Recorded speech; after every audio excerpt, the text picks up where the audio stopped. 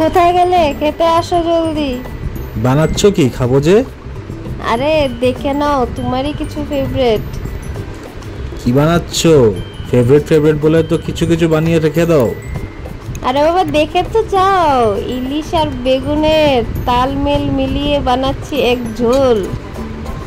আরে তালমেল নিয়ে ঝোল বানাচ্ছ?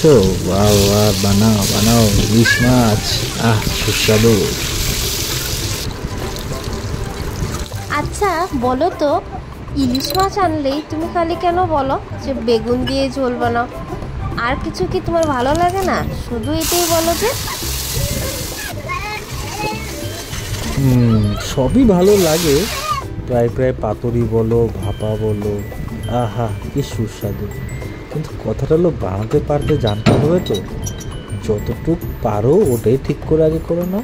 আচ্ছা এই কথা বললে তো